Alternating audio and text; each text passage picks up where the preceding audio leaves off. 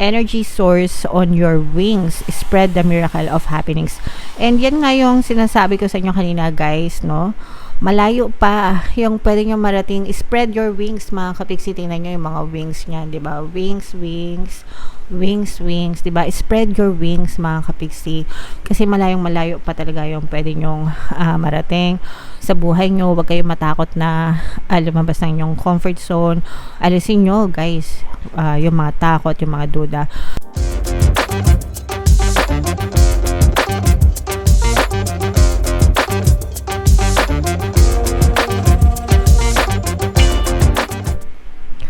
Hello guys, hello Sagittarius, welcome back to Pinoy Pixie Tarot. Ang pamagat ng episode natin for tonight is messages from the universe para ngayong August to September para sa Sagittarius, Sun, Moon, Rising, Sign, and Venus.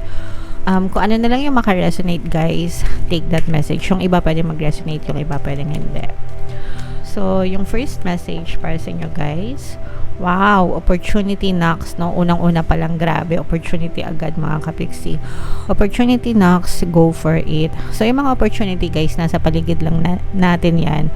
And always, palagi may opportunity. Kaya lang minsan, hindi natin napapansin because we are too consumed, no? Consumed tayo ng mga problema, consumed tayo ng mga bagay na nagpapastress sa atin, mga kapiksi. Kaya hindi natin napapansin yung mga opportunities. And bawat gising natin, guys, 'di ba? Bawat gising is a blessing. Bawat gising, bawat araw, binibigyan kayo ng opportunity ni universe to live the life that you want. So how do you spend your day? Kung paano mo ini-spend yung araw mo sa pag-iisip, mga kapiksi. Are you focused sa mga problema? Nakafocus ka ba sa pag-iisip ng mga problema, guys? Or nakafocus ka ba sa pag-iisip ng mga desires mo and pangarap mo sa buhay? So, ganun lang naman yun, guys. And make sure na nakafocus kayo dun sa mga desires nyo, sa dream life nyo, kumbaga. And kapag ganun yung focus ng attention nyo, mapapansin nyo yung mga opportunities. I-move yan, universe, papalapit sa inyo para tawag dito, para ibigay sa yung evidence na your wish can come true, mga kapiksi. Okay? So, yeah. Ito, guys, maging open kayo, no? I-mind man yan sa comment section. Mind opportunities, yan. So, i-mind nyo sa comment section.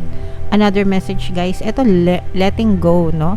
Learn to let go, matutong mag-let go, mga kapiksi, na mga attachment nyo sa past, sa mga negative circumstances especially, guys. Kasi, pag hindi kayo nag-let go, mai-stuck kayo, no? And yun yung ayaw natin. Yung ma-stuck kasi hindi nyo mapapansin ilang years na pala yung nasasayang nyo, hindi pa kayo naka-move on. So parang pag-ising nyo na lang, matanda na pala kayo, nasayang yung panahon nyo, diba?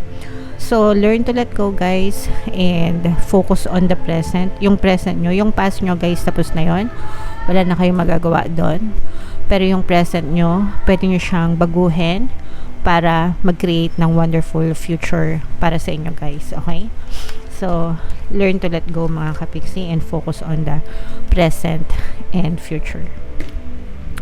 Wow, epiphany, seek clarity. Ito, guys, hindi naman to magre-resonate sa lahat, no? Pero yung iba sa inyo, guys, parang ibig sabihin nito, maaring nagkakaroon kayo ng spiritual awakening. For some of you, pwedeng may mga bagay na naguguluhan kayo. Hanapin nyo yung mga sagot, kumbaga, sa mga tanong nyo. And sabi nga, diba, seek and you shall find. So, kapag hinanap nyo, dadating talaga sa inyo yung mga sagot, mga kapiksi. Okay? Okay lang yan hanggang sa masatisfy nyo yung curiosity nyo, hanggang sa mahanap nyo yung mga sagot sa mga tanong nyo, mga kapiksi. Next message for you, guys. Cheer up, no? Live in the moment, guys. Ito, importante ito. Maging masaya tayo. Lahat tayo, guys, nakikiraan lang dito sa mundo na to. Lahat tayo may expiration. Maswerte na lang kung medyo tumagal-tagal tayo, di ba? Kagaya niya, no? Ni Enrile, di ba? Yung mga centenarian, di ba? Napaka-blessed nila, no? Kasi kahit ganun na yung edad nila, they're still functioning kung ano yung bagay na nagpapasaya sa kanila. So, ganun din tayo guys, no? Hindi natin alam kung kailan tayo ma-expire. So, live in the moment, be happy, wag nating sayangan yung oras natin sa pagrereklamo, sa pag-i-emo dahil sa mga problema. Lilipas din yun guys, no? So, hindi naman natin maiwasan yung pagdating ng problema. Ang magagawa lang natin is how we can react, di ba?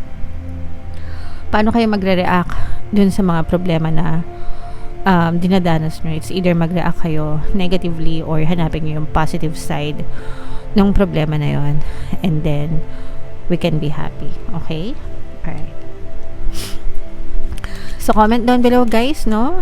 If nakaka-resonate kayo sa mga messages para sa inyo. 7 deadly sins. Ito guys, lumalabas ito para i-remind kayo. Yung 7 deadly sins guys, yan yung mga kailangan nating iwasan para hindi tayo mapahamak mga kapiksi. So, yung 7 deadly sins, isa-isayin natin guys. First one is sloth. Sloth is laziness, katamaran, bawal tamad mga kapiksi, no? Galaw-galaw, baka ma-stroke. Ako galit talaga ako sa tamad guys. Kasi napakasipag ko. Okay? And then, gluttony, no? Gluttony is overindulgence in anything. Kumbaga, lahat na hinakot mo, lahat na hinord mo, hanggang sa dumating na yung time na nagsasayang ka na, no? Nagsasayang ka na ng pera, nagsasayang ka na ng pagkain, kaka-hoard mo, di ba? Yun yung gluttony na tinatawag. Next is lust. Lust is yung intense desire for physical and sexual gratification. In short, yung pagiging mael, mga kapiksi. So, bawal na bawal yan, guys.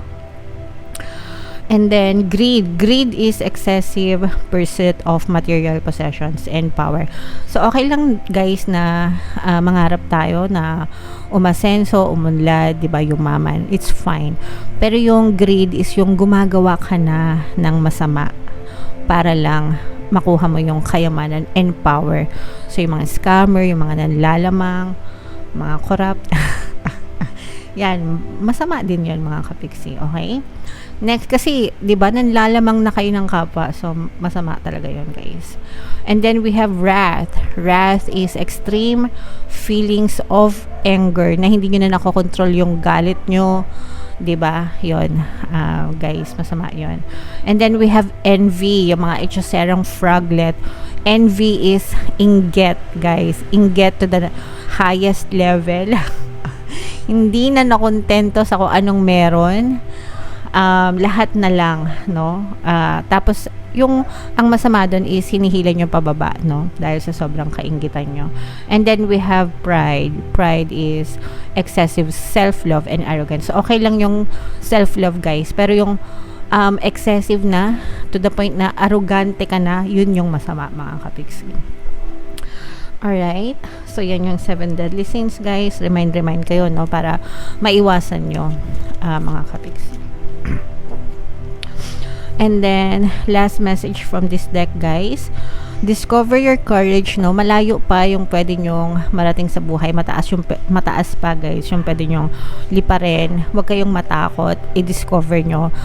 You can go out of your comfort zone. Parang in-encourage din kayo guys sa mga gabay nyo na lumabas ng inyong comfort zone, try new things, try different things, yung mga bagay na hindi nyo pa nagagawa, mga kapiksi, baka nandun yung mga totoong magpapasaya sa inyo guys, okay? So comment down below if naka-resonate kayo dyan guys. Tingnan natin yung additional message for you guys. Shuffle natin to. Habang sinashuffle natin to, panoorin nyo muna yung video natin regarding sa ating paano mag-manifest ng abundance video course. Kapiksi, sawa ka na ba sa mga struggles at hirap sa buhay mo? Masipag ka ba at masikap sa buhay ngunit hindi ka pa rin umaasenso? Ilang beses ka na bang nag-attempt mag-negosyo at mag-invest pero palagi ka pa rin nalulugi? Sa pagkakataon na ito ay maaaring may subconscious beliefs ka na nagiging balakid sa iyong pag-unlad at pagyaman. Introducing, paano mag-manifest ng abundance video course. Dito ay matututunan mo ma-overcome ang mga balakid mo para tuluyan ka ng umunlad, umasenso, sumagana, maging matagumpay, successful at maswerte sa iyong kabuhayan, pera, trabaho, negosyo sa labi at kaperahan ng bonggang-bongga. Dali, mag-send na ng email sa pinoypixietarot@gmail.com at simulan na ang iyong pagyaman ngayon. Alright. So, sa lahat ng gusto mag-avail ng course, guys, yung promo natin for August, magbibigay ako ng free 3-in-1 pampaswerte sa subliminal, pampaswerte sa pera, sa love life, at saka sa buhay, mga kapiksi. Worth 1,500 yung freebie na yan pag nag-avail kayo ng course. Sobrang ganda, kaya i-avail nyo na, mga kapiksi. And meron din tayong bagong course, paano mawala ang third party at magkaroon ng harmonious na relationship. Para, guys, mawala yung mga kabit ng jowa nyo. 30% discount naman yan until August 31. So, i-avail nyo na, guys. Sobrang ganda. So, eto guys, yung additional message. Wow, miracles. Nababasa nyo ba? Lakihan natin. Zoom natin. Yan. So, i-mind nyo na yan, guys. Miracles, mind milagro. So, you are the joy bringer. You bless the world with positivity and love. Energy source on your wings. Spread the miracle of happiness. And yan nga yung sinasabi ko sa inyo kanina, guys, no? Malayo pa yung pwede nyo marating. Spread your wings, mga kapiksi. Tingnan nyo yung mga wings niyan, di ba? Wings, di ba? Spread your wings, mga kapiksi. Kasi malayo pa talaga yung pwede nyong marating sa buhay nyo. Huwag kayong matakot na lumabas ng yung comfort zone. Alisin nyo, guys, yung mga takot, yung mga duda. Kasi yung mga takot, guys, yan yung pumapatay sa mga pangarap nyo. Kapag natakot kayo, parang nyo na rin pinatay yung mga pangarap nyo sa buhay. And you bless the world with positivity and love. Dapat dun lang tayo nakafocus, guys, sa pagiging positive, sa pag-ibig. Alisin yung mga negative emotions. Yung mga negative emotions, guys, yan yung nagiging balakid, no?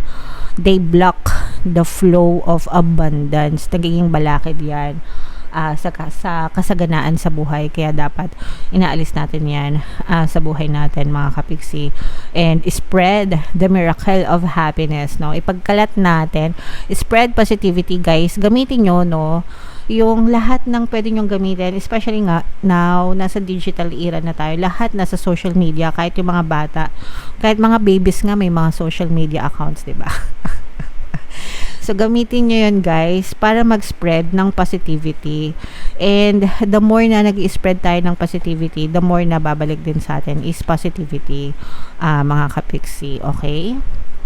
So, ipagkalat natin yung pagiging positive sa buhay.